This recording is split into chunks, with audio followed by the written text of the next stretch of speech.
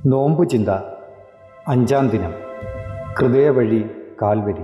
തയ്യാറാക്കിയത് doctor father Joseph വലിയ വീട്ടിൽ, ഡയറക്ടർ കൃപാസനം. ചോദ്യം ഒരു അവസരമാണ്. ദൈവം ഹവ്വയോട് നീ എന്താണ് ചെയ്തത് എന്ന ചോദ്യമുയർത്തുന്നത് അവൾ അനുതപിക്കും എന്ന വിവക്ഷയിലാണ്. പക്ഷേ അവൾക്കത് മനസ്സിലായില്ല. അനുതപിക്കാൻ നമുക്ക് എങ്ങനെയൊക്കെ അവസരം കിട്ടുമെന്ന് അറിയില്ല. ഹെബ്രായ ലേഖനം ഇങ്ങനെ പറയുന്നു: പിന്നീട് അവകാശം പ്രാപിക്കാൻ ആഗ്രഹിച്ചപ്പോൾ അവൻ തിരസ്കരിക്കപ്പെട്ടു. കണ്ണീരോടെ അവനത് ആഗ്രഹിച്ചെങ്കിലും അനുതപിക്കാൻ അവന് അവസരം ലഭിച്ചില്ല.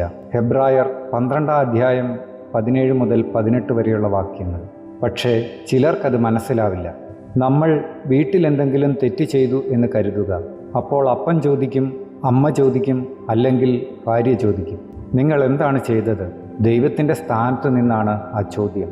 നമുക്ക് അനുതപിക്കാനുള്ള അവസരമാണ് അതിലൂടെ ദൈവം നൽകുന്നത്. എന്നാൽ അനുതപിക്കുന്നതിന് പകരം തെറ്റുകളെ ന്യായീകരിച്ച് നമ്മൾ അവരെ പ്രതിരോധിക്കും. കായൻ ചെയ്തതും അതുതന്നെ. ദാവീദ് പടനായകനായ ഉറിയായെ ചതിച്ചുകൊന്ന് അയാളുടെ ഭാര്യയെ സ്വന്തമാക്കി. ഹവ്വയോടും കായനോടും ചോദിച്ച പോലെ തന്നെയാണ് ദാവീദിനോടും ചോദ്യം. അത് നാഥാൻ പ്രവാചകൻ വഴി. എന്തുകൊണ്ട് നീ എൻ്റെ വചനമനുസരിക്കാതെ നീ തിന്മ ചെയ്തു? 2 സാമുവേൽ 12-ാം അധ്യായം 9-ാം വാക്യം. എന്നാൽ കായൻ്റെ ഉത്തരമല്ല ദാവീദ് പറയുന്നത്. അതാണ് ദാവീദ്. ദൈവത്തിൻ്റെ ആ ചോദ്യം തനിക്ക് അനുതപിക്കാനുള്ള അവസരമാണെന്ന് അയാൾ തിരിച്ചറിഞ്ഞു. അതാണ് ഹവ്വയും ദാവീദും തമ്മിലുള്ള ഒരു വ്യത്യാസം.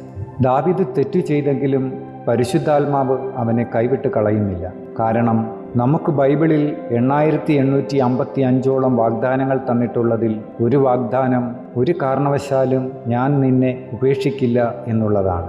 ദൈവം ഇങ്ങനെ അവനോട് ചോദിച്ചു: എന്താണ് നീ എന്നെ അനുസരിക്കാത്തത്?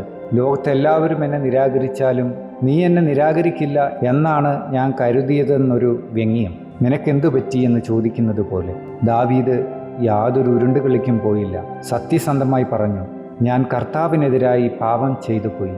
അപ്പോൾ നാഥാൻ പറഞ്ഞു, കർത്താവ് നിന്റെ പാപം ക്ഷമിച്ചിരിക്കുന്നു, നീ മരിക്കുകയില്ല. അതാണ് ദാവീദിൻ്റെ അനുതാപത്തിന് കിട്ടിയ സമ്മാനം.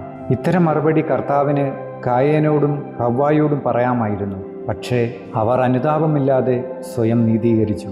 അനുതാപം എന്ന് പറയുമ്പോൾ അതിൻ്റെ ആദ്യത്തെ ഭാഗം ചെയ്ത കുറ്റം അംഗീകരിക്കലാണ്.